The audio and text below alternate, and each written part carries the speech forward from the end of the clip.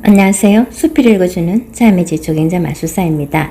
스피치 구성 요인 향상을 위한 원포인트 레슨 김언성. 단, 모든 훈련은 녹화와 모니터가 반드시 이루어져야 한다. 1. 발성. 누운 상태에서 배에 책을 올려놓고 숨을 쉰다. 1에서 4까지는 천천히 코를 숨을 쉬며 책이 천천히 올라오는 것을 느끼고 5에서 6까지는 숨을 참는다. 7에서 10까지는 천천히 입으로 숨을 내쉬며 책이 내려가는 것을 본다. 배로 숨을 쉬는 것이 체득되도록 연습한다. 그 느낌을 기억하고 일상생활에서 실천한다. 방문 앞에서 소리 지르기 연습을 한다. 소리를 지를 때 배 안에서 소리가 나오는 느낌을 갖도록 한다. 1m 거리에서 소리를 질러 귀가 울면 소리가 안으로 들어가지 않고 앞으로 나가는 것이다. 다음의 시조를 한 호흡에 읽는다. 통상 한 호흡으로 40언저를 읽는 것이 가장 이상적이다.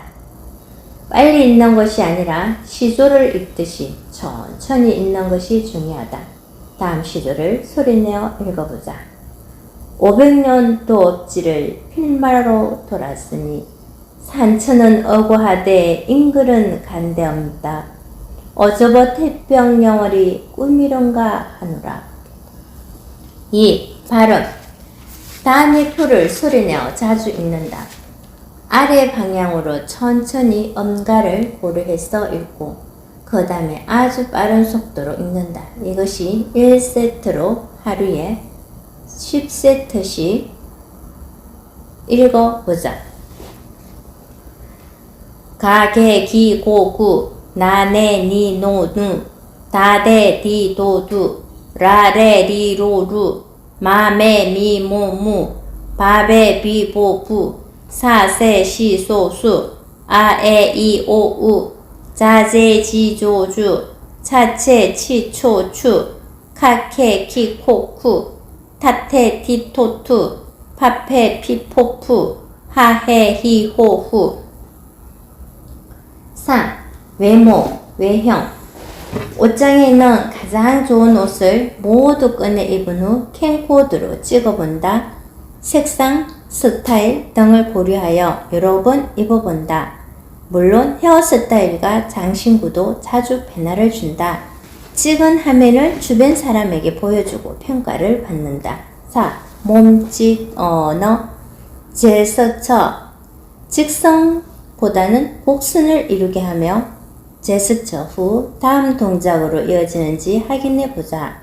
또 과장된 제스처보다는 어깨 넓이 범위 안에서 하는 것이 보기 좋다. 계속되는 반복되는 동작이나 습관은 없는지 반드시 확인한다.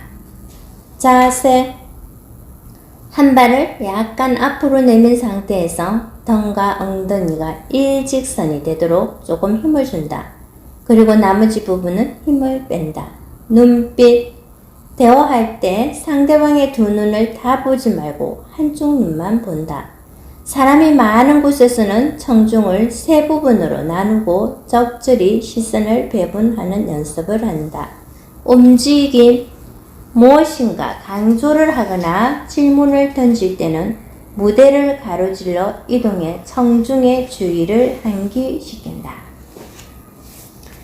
내 펜으로 만드는 소통의 법칙. 실생활에 적용할 수 있는 소통의 노하우. 가깝고 또 먼 사이, 가족, 조율과 협상의 연소, 직장에서의 소통. 실생활에 적용할 수 있는 소통의 노하우. 이번 미국 대선을 지켜본 사람들은 하나같이 버락 오바마의 연설이 매우 감동적이라고 입을 모았다.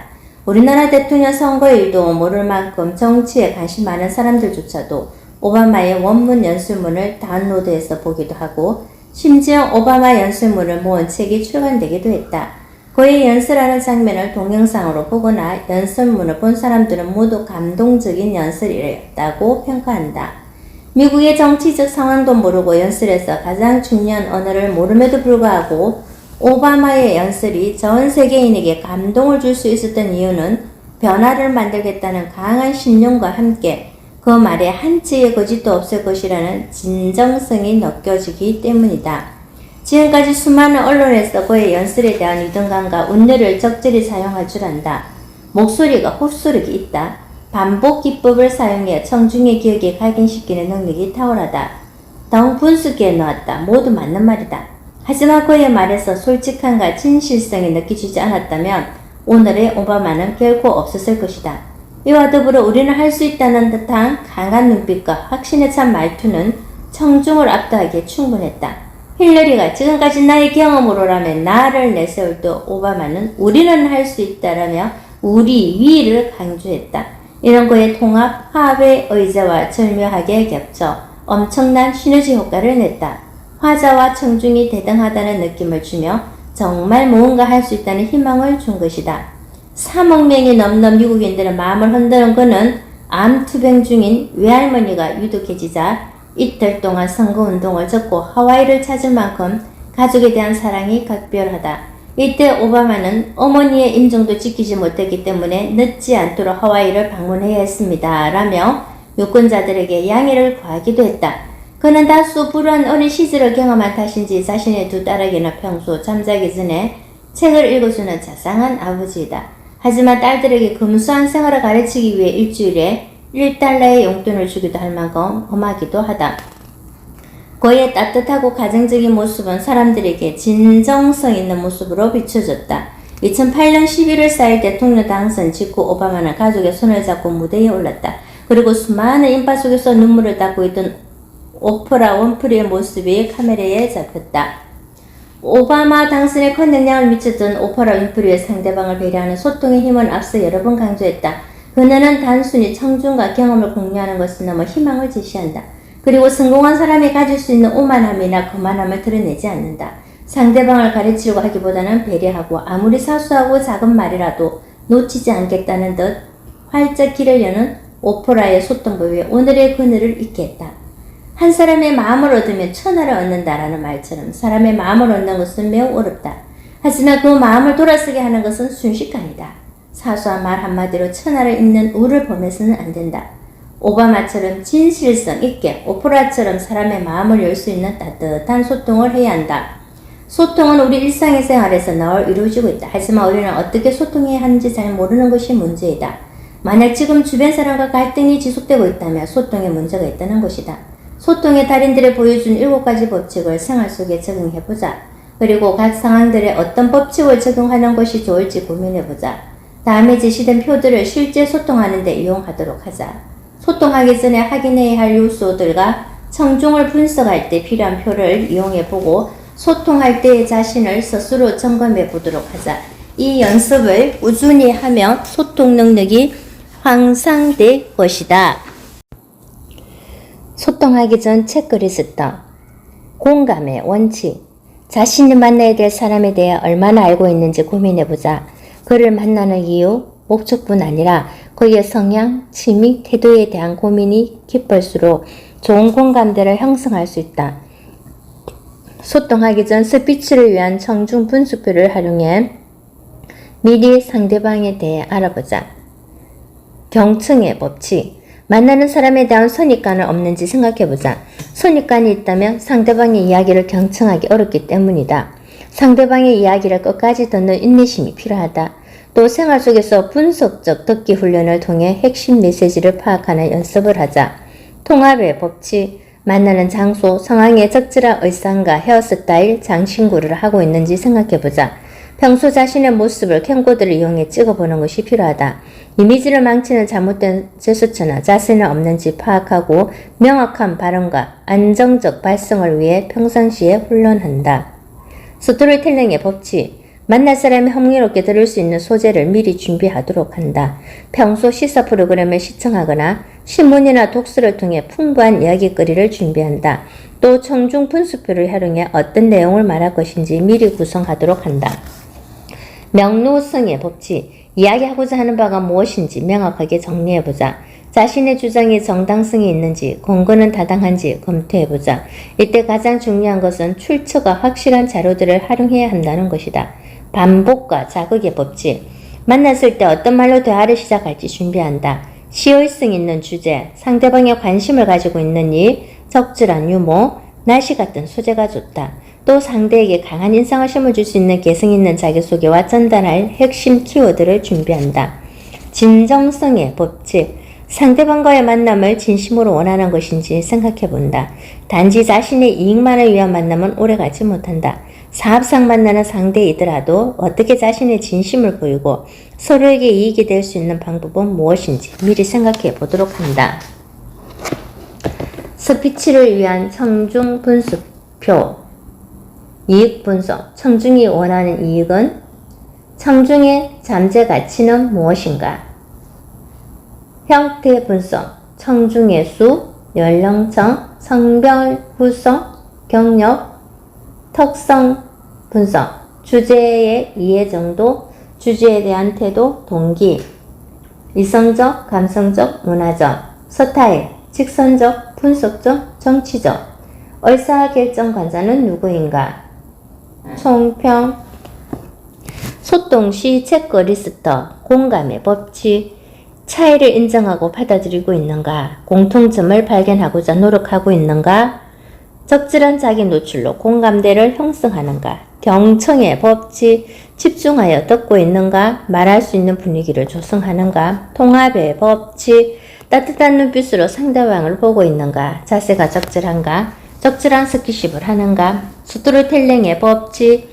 자연스럽게 말하고 있는가? 적절한 사례를 드는가? 기성정결이 있는 구조인가? 명료성의 법칙. 말하고자 하는 바가 명확한가? 수치, 통계 등을 인용한 논리적 근거가 풍부한가? 반복 자극의 법칙. 주제를 반복해 강조하는가? 자신을 돋보이게 하는 말과 행동을 하는가? 진정성의 법칙. 상대방에 집중하고 있는가? 상대방에 대한 배려가 있는가? 가깝고도 먼 사이 가족. 여성가족부의 조사에 따르면 평일 가족과 함께 보내는 시간이 하루에 평균 2시간 이상인 사람이 57.8%, 한두 시간인 사람은 20.9%, 30분에서 1시간인 사람은 10.7% 순으로 나타났다. 생각보다 높은 수치다. 그런데 그 시간들을 가족관계를 위해 얼마나 능동적이고 효율적으로 사용하고 있는가를 살펴보면 상황은 달라진다. 대부분의 사람들이 평일 저녁 시간에는 텔레비전을 시청하거나 인터넷으로 웹서핑을 한다. 그 위에 가사, 휴식, 가족 간의 대화, 운동 등을 하면서 보내는 것으로 나타났다. 결국 가정으로 돌아갔어도 개인적인 시간을 더 많이 보낸다는 것이다. 한 집 안에 있다고 해서 함께 시간을 보내는 것은 아니라는 것이다. 메이저리그를 보기 위해 일찍 퇴근한 남편, 매일 저녁 1시간짜리 드라마를 꼭 시청해야 하는 아내, 컴퓨터 게임을 좋아하는 아이 등 각자의 시간을 그저 같은 공간에서 보내는 것뿐 가족과 관계를 돈독히 하기 위해 노력하는 시간들은 아니기 때문이다. 세상에서 가족만큼 가까운 사이는 없다. 하지만 대화의 거리로 보면 세상에서 가장 멀고도 어려운 사이가 될 수도 있다. 조금 더 친밀한 관계를 맺기 위해서는 서로 노력해야 한다. 소통이란 가장 가까운 곳에서부터 시작하는 것이다. 남편이나 아내, 아이들과 어떻게 소통할 수 있을지 서로 끊임없이 노력해야 한다. 말하지 않아도 알아요. 어느 날 텔레비전에서 다큐 미니 시리즈를 보게 되었다. 류게릭병에 걸려 투병생활을 하는 한 남성의 이야기를 담은 것으로 그는 침대에 누워 움직이는 것은 물론 말도 하지 못한 채 8년이라는 시간을 보냈다고 한다. 보통 침대에 누워 하루만 있어도 허리가 아프고 답답한데 어떻게 8년이라는 시간에 버틸 수 있었을까 하는 생각에 얼굴이 저절로 찌푸려졌다. 하지만 화면에 비친 그의 표정은 밝았다. 또 8년이라는 세월 동안 하루 20시간씩 환자를 돌보았다는 아내의 표정도 행복해 보였다. 고3인 딸의 얼굴도 해맑기는 마찬가지였다. 병든 사람 한 명만 있어도 집안이 기울고 온 가족이 피폐해진다는데 화면 속 그들의 표정이 오히려 낯설게 느껴졌다. 잠시 후 침대 곁에 있는 모녀는 무슨 할 말이 그리 많은지 시종일관 수다를 떨며 깔깔거렸다. 환자를 앞에 두고 너무 하는 거 아닌가 하는 생각이 들 때쯤 부인의 인터뷰가 이어졌다.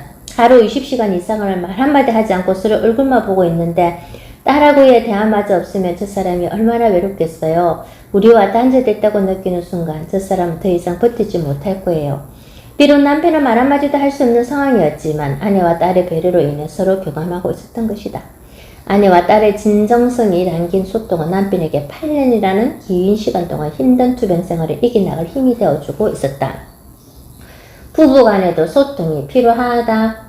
우리나라 남자들 중 자신의 아내와 말이 통하는 사람은 과연 몇이나 될까? 연애 시즌 말고 싱그럽던 아내는 사라지고 언제부터인가 드라마 주인공이 배다른 남매였다. 옆동 아주머니 이번에 차를 바꿨다. 친구 남편은 성진했다 등 남의 이야기만 늘어놓는 말로만 듣던 아줌마가 되어버린 아내를 보며 남편들은 가끔 이해하기 어렵다고 한다. 이는 아내도 마찬가지로 연애 시절에는 골목길이 걱정된다고 밤 11시에도 대문 앞까지 발에대 주던 사람이 결혼하고 나자 새벽 3, 4시에도 차비를 들고 현관 앞에서 기다리라고 한다. 게다가 결혼 전에는 매일 늦게 들어가 부모님 얼굴 뵌 지가 언제인지 모르겠다고 하던 사람이 시부모님을 위해 안부 전화를 자주 하라고 말하기도 한다. 집에서 부부가 하는 대부분의 대화라고 하면 남편은 대부분 내 양말 어디 있어? 와이셔츠 좀 다려놓지? 집에서 뭐하니? 이며 아내의 말은 술 좀 그만 마셔. 담배 좀 끊지? 왜 이렇게 늦게 들어왔어? 정도이다. 하지만 이런 말들은 상대방의 대답을 요구하는 질문이 아니다. 그저 자신의 의견만 강렬하게 요구하는 것이다.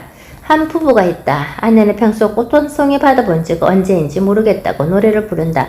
결혼한 지 7주년 결혼 기념일이지만 남편은 사업상 빠질 수 없는 술자리로 인해 기가 시간이 또 늦는다.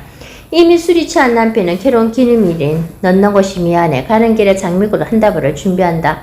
아내가 좋아하는 모습을 상상하며 집에 들어서는 순간 아내는 오히려 도대체 생각이 있는 사람이냐며 화부터 내기 시작한다. 아내의 예상치 못한 반응에 놀란 남편도 화가 나 부부싸움을 하게 된다. 물론 아내가 남편의 입장을 100% 이해 못하는 것은 아니다. 문제는 아내의 장미꽃 타령은 정말 꽃을 사달라는 것이 아니라 남편의 사랑과 관심 그리고 배려를 의미하는 데 있다. 설상가상으로 아내에게 꽃 알레가 있다는 사실마저 몰랐던 남편에게 어떤 아내가 화를 내지 않겠는가. 정말 대화가 필요한 부부다. 옛말에 남편이 도둑질하면 아내는 망을 보라는 말이 있다. 납득이 되지 않는 일이더라도 우선 서로 장단을 맞춰야 한다는 소리다. 대화가 없는 부부의 삶은 황량한 사막과 다를 바 없다. 사실 로미오와 줄리엣도 소통만 제대로 되었다면 부부의 인연을 맺어 행복하게 살고 있을지도 모른다. 말 한마디의 힘. 한동안 인터넷이나 방송에서 엄친아라고 말이 유행했던 적이 있다. 엄친아라는 말은 엄마 친구 아들로 잘생기고 능력 있고 공부 잘하는 소위 잘나가는 사람을 두고 하는 말이다. 그리고 지금은 엄친딸, 엄마 친구 딸이나 엄친사, 엄마 친구 사위라는 신조어까지 등장한다고 한다. 얼굴도 모르는 그들과 얼마나 비교했으면 이런 말까지 나왔을까. 하지만 엄친아나 엄친딸은 요즘 들어 새로 생긴 현상이 아니다. 우리 주변에도 항상 엄친아나 엄친딸이 있었기 때문이다. 그때는 아마 얼굴도 모르는 사람과 끊임없이 비교당해야 한다는 사실에 고통받았을 것이다. 어렸을 때는 내 친구 아들이 이번에 전교에서 몇 등을 했다더라. 내 친구 딸이 영어 경진대회에서 최우수상을 받았대. 내 친구 아들이 이번에 뭐뭐에 들어갔대 라는 말을 들으면서 커서는 내 친구 딸은 땡땡집 아들이랑 결혼했다더라 등의 이야기를 듣게 된다. 어렸을 때부터 누군가와 비교당하는 것으로 인해 고통받고 있는 사람들이 많다고 한다. 말은 살아있다. 그래서 사람을 살기도 하고 죽이기도 한다. 무심코 던진 말 한마디가 큰 비수가 되어 자질하기도 하고 삶의 열정을 되살리는 뜨거운 불씨가 되기도 한다. 특히 자녀에게 하는 말일수록 더욱 조심하고 신경 써야 한다. 여성가족부의 조사 결과에 따르면 하루 평균 부모와 자녀 간의 대화 시간이 30분 정도인 청소년은 34.5% 대화를 거의 하지 않는다는 응답자는 26.8%로 나타났다. 맞벌이 가정의 증가로 부모와 보내는 절대적인 시간이 부족하고 부모의 말이 공부해라, 학원에 가라, 숙제해라 등 지시적인 언어 외에는 자녀와 소통을 위한 대화가 절실하게 부족하다고 한다. 특히 이런 문제는 부모와 자녀 간에 정서적으로 공감하기 어렵게 된다는데 더 큰 문제가 있다. 자녀와 긍정적으로 의사소통을 하기 위해서는 어떻게 해야 할까? 한 정신과에서는 자녀와 대화를 잘하기 위한 방법을 10가지로 정리해서 말한다. 우선 자녀가 잘못을 해 긴 설교나 훈계를 해야 할 때는 10단어 이내로 짧게 말하도록 한다. 길게 자녀의 잘못을 지적하다 보면 잘못을 받아들이기보다는 반항심만 더 키울 수 있다. 난 항상 왜 그러니? 내가 몇 번이나 말해야 하니? 같은 부정적인 말 대신 긍정적으로 느낌이나 감정을 표현하도록 한다.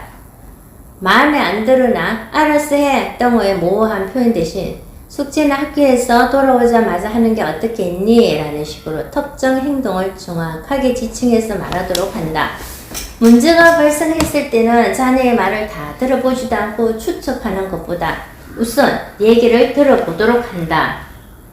이야기를 듣는 도중에도 다른 곳을 보거나 입을 다물고 있거나 팔짱을 끼는 등의 방관자적 태도를 보이는 대신 눈을 맞추고 고개를 끄덕이는 더 적극적으로 호응하도록 한다. 가장 중요한 것은 부모로서 평소에 말과 행동을 일치시키는 것이다. 자녀와 대화를 하다가 보면 가끔 정말 화가 날 때가 있다. 부모들은 대부분 아이들에게 화가 나면 너 쓸모없는 놈이야. 너 때문에 항상 골치가 아파. 더 위협적인 말을 하기 마련이다. 하지만 아이에게 부모의 이런 말들은 큰 상처가 된다. 아이를 위축시키고 부모가 자신을 사랑하지 않는다는 느낌을 받을 수 있기 때문이다. 화가 날 때는 오히려 내가 하는 행동 중에 뭐가 마음에 걸리더라구나.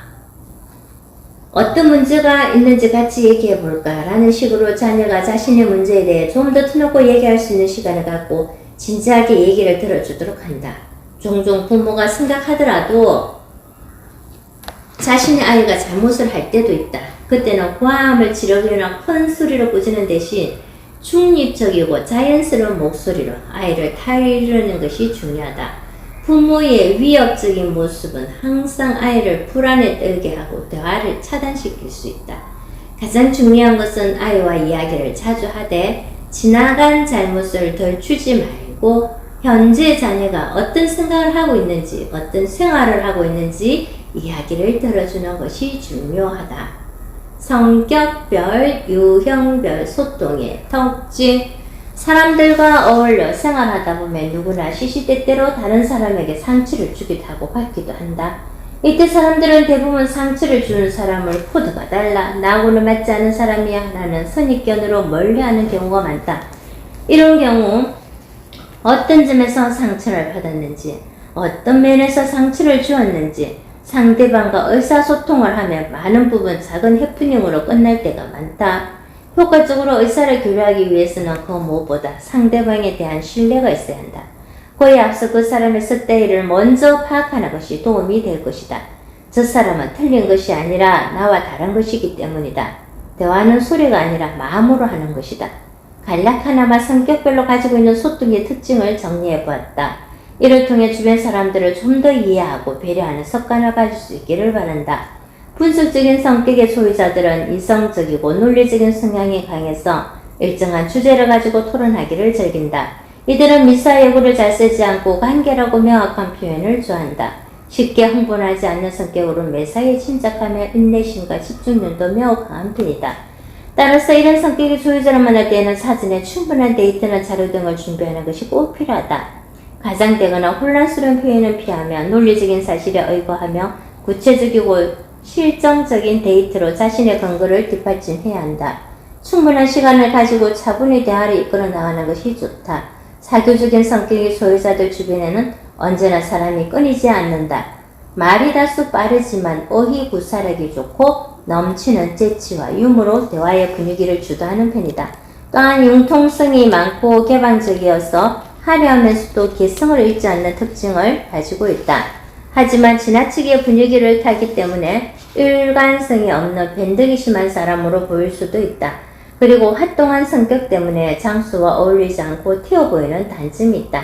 때로는 너무 솔직한 성격 탓에 자신도 모르게 타인의 감정을 상하기도 하지만 뛰어난 상황 대처 능력으로 대부분의 문제를 잘 풀어낸다. 반면 적극적이고 작고 소소한 일에는 신경을 덜 쓰는 편이므로 미리 계획을 세워 일을 처리할 수 있도록 준비하는 것이 필요하며 논리적이며 객관적인 근거를 통해 설득하도록 한다. 부침성 있는 성격의 소유자들은 조용하지만 타인에 대한 깊은 배려를 가지고 있다. 책임감 있고 성실함에 대해 상대방의 기분을 잘 이해하는 편에 속하기도 한다. 상대방의 의견을 존중하고 긍정적이며 논쟁을 별로 좋아하지 않아서 주로 듣는 편에 속한다. 이런 사람들은 지나치게 친절해서 부담을 느낄 수 있다. 또 매사에 신속하게 행동하거나 결정하지 못하고 주저하기 쉽다. 자신의 의견을 주장하지 못하고 양보를 많이 하는 편이며 자신의 결단에 앞서 타인이 먼저 자신의 결정에 동의해주기를 기대하는 편에 속한다. 이런 유행의 사람을 만났을 때는 진짜 자신의 생각을 말하는 것인지 아니면 배려로 인해 아니다라고 생각하면서도 그냥 수긍하는 것인지 파악해야 할 필요가 있다. 또 대화 도중 위축되거나 자신감을 잃지 않도록 칭찬을 많이 해주고 적극적으로 대화에 참여할 수 있도록 하는 노력이 필요하다. 주도형 성격의 소유자들은 활동적이고 책임감과 도전의식이 강하다. 따라서 행동이 신속하고 결정이 빠르면 결과를 중시한다. 전형적인 리더십들의 성격이다. 목소리가 크고 말이 빠르며 직설적인 표현을 많이 사용한다. 이와 더불어 주관적이고 결론 위주로 말하는 경향을 가지고 있다. 사람들 앞에 나서기를 좋아하는 편이라서 타인에 대한 배려가 없을 수 있다. 어떤 면에서는 지나치게 자기중심적이라서 타인의 말에 조금처럼 귀를 기울이지 않고 마음을 닫을 때가 있다. 리더형 성격의 소유자와 대화할 때는 상대방의 마음을 열 수 있도록 하고 불필요한 대결 도구나 비교를 하지 않는 것이 좋다. 경직된 분위기보다는 밝고 유쾌한 분위기를 유도하도록 해 상대방의 마음을 우선 열 수 있도록 하는 것이 좋다. 그러므로 만났을 때 말하고자 하는 주제를 처음부터 이야기하기보다는 신변잡기적 이야기를 먼저 하는 것이 좋으며 상대방보다 먼저 자기 노출을 해 경계심을 풀 수 있도록 한다. 조율과 협상의 연수, 직장에서의 소통, 직장생활은 대화와 조율 그리고 협상의 연속이라고 해도 과언이 아니다. 그런데 과거 상하 수직적인 조직 문화에 있던 CEO와 임원들이 개인의 자질과 능력을 더욱 중시하는 숙병 조직으로 변화된 조직 문화에 적응하지 못하면서 많은 문제들이 불거지고 있다. 예전에는 하라면 해 라는 한마디로 직원들을 움직일 수 있었지만 이제는 부하 직원을 설득해야 하는 상황에 놓인 것이다. 직장에서 일어나는 문제 중 약 75%가 고객이나 동료 또는 직장 상사와의 의사소통이 되지 않기 때문이라는 연구 결과도 있다. 직장 내 원활한 소통을 위해 상하 동료 간에 반드시 지켜야 할 대화 예절을 살펴보도록 하자. 공동의 목표가 필요하다. CEO는 자신의 경영 철학이 말단 지원은 물론 중간 관리 작업 지원에게도 전달되지 않는 이유가 궁금하다. 중간 관리자는 실적이 저조함에도 불구하고 사원들의 열정 없는 태도가 답답하다. 신입 사원들은 출근한 지 한 달이 넘었는데도 상황 파악이 잘 되지 않아 혼란스럽다. 이들은 모두 같은 회사에 있지만 소통이 전혀 되지 않는 상황에 놓여 있다. 무심점이나 공감대가 없는 것이다.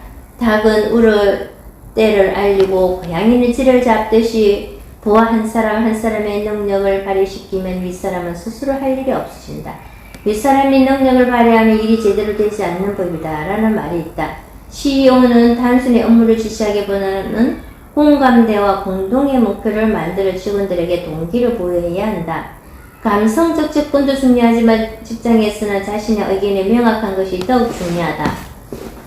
결국 결과물을 내는 곳이 직장이기 때문이다. 자신의 의견이 명확하고 그것을 근거로 가지고 이야기한다면 인정받을 것이다. 감성적 부분은 다른 사람의 주목을 받기 위한 미끼일 뿐 좋은 콘텐츠로 사람들을 사로잡아야 한다. 회의나 보고할 때 자신의 주장을 면역적으로 전하는 습관을 길러보자. 앞부분에 자신의 의견과 아이디어를 먼저 말하고 그 다음에 배경을 설명하는 것이다. 직장에서 가장 큰 골칫거리는 말이 통하지 않는 상사다. 그 상사에게 관계 형성을 위해 다양한 방법으로 시도했는데 결국 갈등이 있다면 어떻게 해야 할까? 우선 당신이 진정으로 그 상사와 관계 회복을 위해 최선을 다했는지 반성해보고 진심을 다했다면 그 상사를 포기하는 것이 가장 현명한 방법이다. 상사와 불가근으로 일정한 거리를 두는 것이다. 그 사람과 친해지고자 억지로 노력하지 않는다. 왜냐하면 노력을 해도 그 사람은 바뀌지 않을 것이기 때문이다. 시간과 에너지만 낭비할 뿐이다. 오히려 상사와의 친밀한 관계를 포기하고 업무상 접촉이 있을 때에는 명료성의 원칙을 활용해 극히 사무적인 사실만 명료하게 전하도록 한다. 다양한 사람이 모인 직장에서 포기는 매우 효율적인 소통 방식 중 하나이다. 그 사람과 소통하기 위한 노력을 줄이고 차라리 다른 사람과 소통하는 것이 더 효율적이다. 창의성을 죽이는 상상. 2007년 LG경제연구원 20일 이런 상사가 창의성을 죽인다라는 보고서를 통해 상사 유행을 소개했다. 유아 독존형의 상사는 부하의 이야기를 듣기보다 자기 생각을 강요한다. 토론과 대화가 어려우니 상사의 능력을 뛰어넘는 혁신적인 아이디어가 나올 리 없다. 눈뜬 장리명. 상사는 부하의 창의적인 아이디어를 보고도 안목이 없어 이해를 못한다. 이들은 그가 했어 성공하겠느냐, 내 경로로 보면 성공 못한다라고 말하며 기회의 싹을 자른다. 부하의 감정은 배려하지 않고 오직 일만 강요해 구성원을 탈진시키는 일 중독형 상사와 작은 실수도 용서하지 않아 부하들의 실패 위험이 잦은 보수적인 방향으로만 행동하게 하는 완벽주의형 상사도 부하들의 창의성을 죽인다. 복사기형 상사는 그런 사례가 있느냐, 성공할 수 있다는 증거를 보여라 등의 반응으로 일관하며 하루살이형 상사는 당장의 이익 등 단기 성과만 따짐으로 보고 절차 등의 잡무만 늘린다. 물론 회사는 위계질서가 생명인 곳이다. 하지만 그렇다고 해서 반말과 무시가 위계질서의 상징처럼 받아들여져서는 안 될 일이다. 분위기가 강압적이거나 공격적인 조직은 분위기가 경직되기 마련이다. 이런 상황에서는 그 어떤 창의성이나 실적을 기대하기 어렵다. 원활한 업무를 위해서는 상하관계를 떠나서 서로 존중하고 이해하는 문화가 필요하다. 그렇다고 해서 좋은 게 좋은 것이라는 생각으로 부하 직원의 잘못도 지적하지 않고 넘어가는 상사 역시 바람직하지 않다. 직장생활에서는 그 무엇보다 함께 발전하며 성공으로 이끌어줄 사람이 필요하다. 유연하게 회의를 이끌어가는 기술, 회의에 회의가 된다. 회의 많이 하는 회사 치고 잘 되는 회사 없다라는 말 등을 들어봤을 것이다. 업무의 원활한 소통을 위해서 하는 회의 때문에 스트레스를 받는 직원이 많다는 이야기다. 짧고 효과적인 회의를 위해서는 참석자들에게 회의의 목적을 정확히 인식시킬 필요가 있다. 그리고 회의에 필요한 데이터 및 자료를 철저히 준비하고 인원에 맞게 자료를 준비했는지 꼼꼼하게 확인해야 한다. 최악의 회의는 담당자가 준비된 프린트를 액면 그대로 읽는 것이다. 여러 사람은 몰라도 다른 사람은 몰라도 적어도 회의 주관자만큼은 발표 내용을 모두 파악하고 있어야 한다. 그리고 다소 의견 충돌이 일어나더라도 타인의 의견을 존중하는 열린 자세로 회의를 이끌어야 한다. 회의 참석자들의 비언어적 태도를 잘 파악해야 한다. 적극적인 자세로 앉아있는지, 발장 끼고 뒤로 기대 방관하고 있는지를 파악해 회의 진행 방식과 시간을 조절한다. 회의를 오래 한다고 해서 좋은 아이디어가 나오는 것이 아니다. 구성원이 적극 참여하도록 분위기를 이끌고 소외되는 사람이 없도록 진행하고 말을 하지 않고 있는 사람에게 바로 질문하기보다는 그 주변 사람을 먼저 시켜서 다음 차례라는 신호를 보내주는 센스도 필요하다. 한동안 비행기 사고가 잦았던 때가 있었다. 비행기의 노후, 기상의 악화, 업무 과도로 인한 피로 등 여러 가지 것들의 원인으로 제기되었는데 그중 기장과 부기장 사이의 커뮤니케이션 부재가 큰 원인으로 꼽혔다. 기장과 부기장은 상호 보완을 하는 동시에 견제를 하는 역할이다. 사고가 났을 경우를 대비해 함께 식사할 수조차 없다고 한다. 또 한 사람이 무리한 비행을 하는 것을 다른 사람이 견제하는 역할도 한다. 하지만 두 사람 사이가 상하관계로 정의되면 할 말도 제대로 못하고 한 사람의 독순으로 이어질 위험이 높아진다. 기관과 부기장은 서로 사가 났고 선후배 사이였다. 기장이 무리하고 있다는 사실을 알고 있지만 후배인 부기장은 감히 자신의 의견을 표현하지 못했고 결국 사고가 발생되었다는 것이다. 이때 두 사람이 적절하게 소통했다면 참사는 충분히 막을 수 있었을 것이다. 조직에서 같은 문제가 계속 발생한다는 것은 구성원들 간의 대화가 부족하다는 의미다. 소통의 단절로 큰 사고가 일어나지 않도록 미리 정비하는 지혜를 발휘해야 한다. 소통의 법칙에 근거한 프레젠테이션 노하우. 프레젠테이션도 소통의 법칙에 따라 준비할 수 있다. 화려한 비주얼을 준비하는 프레젠테이션에서 탈피해 자신감 있게 발표할 수 있도록 하자. 다음에 제시된 7가지 소통의 법칙에 따른 프레젠테이션 노하우를 근거해 준비해보자. 공감의 원칙. 가장 중요한 것은 청중 분석이다. 인구 통계학적 형태적 분석을 통해 청중의 성향을 정확히 파악해야 한다. 사전에 청중과 만날 수 있다면 대화를 통해 그들의 니즈를 파악하는 것이 필요하다. 청중을 제대로 파악한 후에는 그들의 관심사를 통해 공감적 요소를 극대화시키는 방향으로 프레젠테이션을 준비한다. 이때 청중들이 집중할 만한 이야기로 시작하는 것이 무엇보다 중요하다. 청중이 서두에 강한 자극을 받았는지에 따라 이후 스피치에 대한 집중도가 달라지기 때문이다. 경청의 원칙. 스피치 도중에 경청을 해야 한다. 청중이 질문했을 경우 거기에 맞는 대답을 하는 것은 충분히 준비된 프레젠테이터라는 것을 입증하기 때문이다. 의도적으로 질문을 던지는 것도 효과적이다. 하지만 대답이 나오지 않거나 엉뚱한 대답이 나올 경우에 대비해야 한다. 통합의 원칙. 스피치하기 전 자신의 모습을 캔보드를 찍어 비언어적 요소가 적절한지 확인해야 한다. 이때 비언어적 요소가 부족하거나 문제가 있다면 수정한다. 사진의 말과 제스처가 통합될 수 있도록 꾸준히 연습하는 것도 중요하다. 스피치할 때 자신에게 어울리는 의상과 헤어스타일, 구두 같은 외모나 유형은 준비된 연사의 이미지를 만들어준다. 스토리텔링의 원칙. 좋은 프레젠테이션이나 원고를 보지 않는다. 청중의 눈을 본다. 눈을 보면 자신의 진정성을 보여주고 청중의 상태를 점검할 수 있기 때문이다. 또 완성도 있는 프레젠테이션을 하기 위해서는 짜임새 있는 구성이 필요하다. 내용이 서로 유기적으로 구성되어야 하고 그러기 위해서는 많은 자료 조사와 아이디어 개발이 필요하다. 서론에서는 무엇보다 청중의 집중도를 높이는 것이 관건이며 결론은 프레젠터의 이미지를 극대화시키고 행동 변화를 촉구하는 것이 필요하다. 명료성의 원칙. 프레젠테이션을 하기 전 핵심 키워드를 한 문장으로 요약할 수 있어야 한다. 말하고자 하는 바를 자신이 제대로 알지 못하면 청중에게 전달하기는 더욱 어렵기 때문이다. 자신의 주장을 뒷받침할 수 있다는 다양한 근거도 필요하다. 언론기사, 통계 수치, 경험, 정언, 권위자의 말 등을 활용하여 신뢰도 있는 근거들로 구성한다.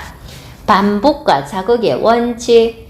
핵심 키워드를 전체 프레젠테이션 내용에 적절히 배치해 구성한다. 짜임새 있는 구성일수록 청중이 핵심 키워드를 더 잘 받아들일 수 있다. 또 사람들이 기억할 만한 강한 임팩트가 있어야 한다. 동영상, 음성 조절, 움직임 등 그 상황에 적합한 언어적 요소와 비언어적 요소를 활용해 청중을 자극하도록 한다.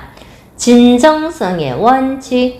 진정성은 프레젠테의 모습을 통해 청중에게 전달된다. 단순히 잘했다, 못했다가 아니라 얼마나 성실하게 열심히 준비했는지에 따라 청중은 진정성을 느낄 수도 느끼지 못할 수도 있다.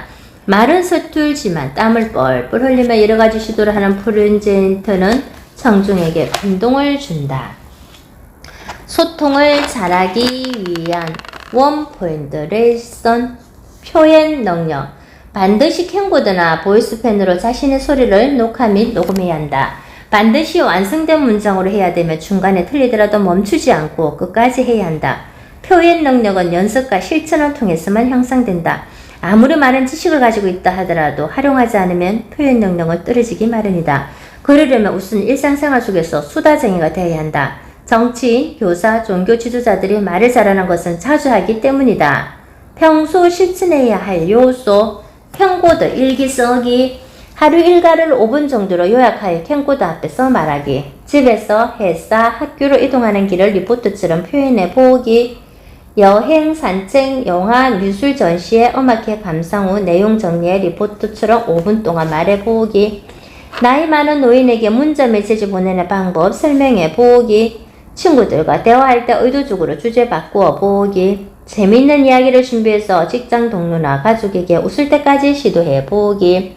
분석적 듣기. 말을 잘하기 위해서는 내가 이야기하고자 하는 바를 압축하고 그것을 풀어낼 줄 알아야 한다. 분석적 듣기를 통해 집중해서 듣는 능력과 표현 능력을 향상시킬 수 있다. 방송 뉴스 아이템 5가지를 집중해서 듣는다. 8분 정도 소요. 뉴스를 시청하여 밑에 자막 헤드라인을 적는다. 들으면서 자막 내용을 지지하는 다른 키워드를 집중해서 듣는다. 통상적으로 헤드라인에 지지하는 서너 개의 키워드가 있다. 5개 정도의 뉴스 아이템을 듣고 바로 적어놓은 헤드라인만 보고 옆에 있는 사람에게 완성된 문장으로 뉴스를 설명해 본다. 공감정 듣기를 위한 준비하기. 오프라 원프리처럼 다른 사람이 이야기할 수 있는 환경을 만들고 상대방의 이야기에 집중하여 경청한다. 절대로 자신의 의견을 처음부터 말하지 말고 상대방이 많은 이야기를 할 수 있도록 유도하자. 더 얘기해봐. 그랬구나. 그래서 진짜야. 그래서 어떻게 됐어? 라고 격려하거나 힘들었겠다.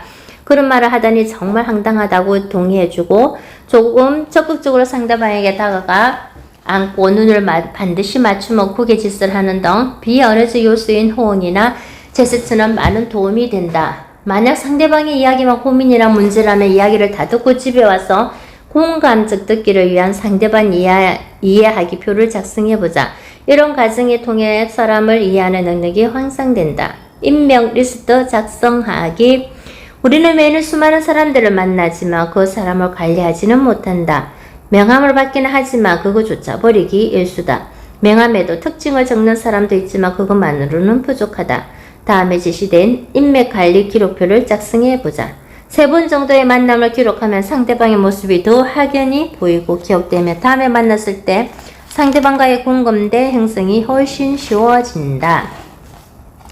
인맥관리 기록 만난 사람, 직함, 날짜, 대화 연락처, 장소, 대화 시간, 만난 계기, 직장관계, 친구 소개 같은 지역 동호회 등 같이 한 것, 식사, 차, 술, 운동 등 첫인상, 특징, 가족관계, 관심 분야, 취미, 기타, 만남 2, 날짜, 같이 한 것, 장소, 대화 시간, 특이점, 만남 3, 날짜, 같이 한 것, 장소, 대화 시간, 특이점, 전체적 평가. 공감증 듣기를 위한 상대방 이해하기, 만난 사람, 장소, 대화 시간, 주된 고민, 주제, 어떤 심정인가, 왜 그런 문제가 발생하였는가, 어떻게 해결하고자 시도하고 있는가, 문제로 어떤 행동을 하고 있는가, 기타 특이점, 현재 상태 및 상황 판단, 해결 방법. 마음만 열면 누구나 소통할 수 있습니다. 여우는 먼 여행에서 들어온 두루미를 저녁 식사에 초대했습니다. 하지만 여우는 두루미가 먹을 수 없는 납작한 접시에 음식을 담아 대접했습니다. 아무것도 먹지 못한 두루미가 이번에는 여우를 자신의 집으로 초대했죠. 그리고는 여우가 음식을 먹을 수 없도록 주둥이가 긴 병에 음식을 담아내 왔습니다. 결국 여우도 식사를 할 수가 없었습니다. 이솝 오화 중에서 여우와 두루미 중 누가 잘못을 했을까요? 만약 여우가 두루미의 특성을 미리 알고 있었다면 두루미에게 납작한 접시로 접대를 하진 않았겠죠. 그리고 두루미가 여우의 잘못이 의도된 것이 아니라고 생각했다면 서로 간의 오해와 불편이 없었겠죠. 이제 여우와 두루미는 식사를 같이 할 수 없을 겁니다. 어찌는 평생 원수로 살지도 모릅니다. 소통은 관심에서 시작합니다. 가정이나 직장에서 소통이 되지 않는다면 그것은 여러분의 상대방에 대한 관심이 없다는 증거입니다. 관심이 있으면 질문을 통해 대화를 시도하고 상대를 알아갑니다. 이렇듯 누구나 마음만 먹으면 언제든지 누구와도 소통할 수 있습니다. 그동안 살펴본 13명의 소통의 달인들은 천성적으로 말을 잘하거나 사교적인 사람이 아니었습니다. 단지 상대방을 알기 위해 노력한 사람들일 뿐입니다. 그들은 소통의 필요성을 자각하고 실천한 사람들입니다. 성실하게 실천한 결과를 통해 위대한 인물로 지금까지 사람들의 머릿속에 기억되고 있는 것입니다. 여러분, 먼저 상대방과 공감대를 형성하십시오. 말보다 경청이 우선입니다. 노력을 통해 말을 할 때 언어와 비언어를 통합하여 활용하십시오. 말은 적절한 구조를 가지고 자연스럽게 하십시오. 말하고자 하는 내용을 명확하고 논리적으로 하십시오. 말하고자 하는 키워드를 반복해 강조하고 상대방의 흥미를 유발하십시오. 상대방과 소통하고 싶다는 당신의 진지한 마음을 보여주십시오. 여우와 두루미 같은 우를 범하지 않기를 바랍니다. 여의도에서 김언성.